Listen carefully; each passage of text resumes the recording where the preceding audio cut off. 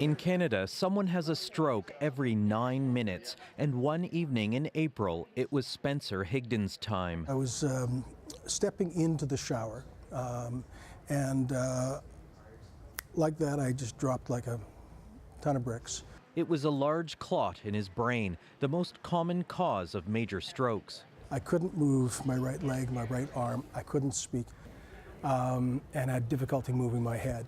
Unless the blockage was removed quickly, the condition would be irreversible, or worse, he'd die. Higdon was rushed to a hospital where the clot was cleared in a record 8 minutes, thanks to a new procedure. It came from somewhere in my neck. Without it, his doctor said it could have been devastating. And she said it's called locked-in syndrome, where your brain works just fine, but nothing else in your body moves. And so you're lying in a bed. I guess the only way to communicate is through your eyes. And that just horrified me.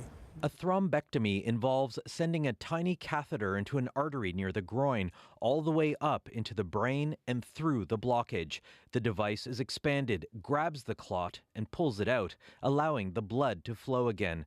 The procedure is guided by advanced X-ray cameras. We were able to extract this large thrombus in 3 pieces. A blood clot removed from the brain of a 31-year-old man by one of the Canadian pioneers of thrombectomies.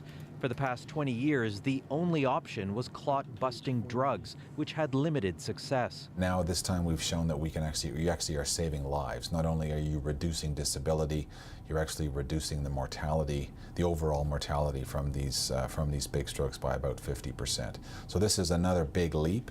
Thrombectomies are still new in Canada. Only 22 hospitals have them because it requires a highly specialized team. That's really important. So not everyone having a stroke will have access. We're not there yet because of the geography, and there is a good 20% of our population living outside the window, even with kind of all the stars aligned. We'll get your blood pressure too while we're at it. Make sure your blood pressure's good. Spencer Higdon is still being monitored closely, and he has some minor after effects from his stroke, but nothing like the nearly 500,000 Canadians left permanently disabled, a number that could eventually come down with new technology, timing, and teamwork.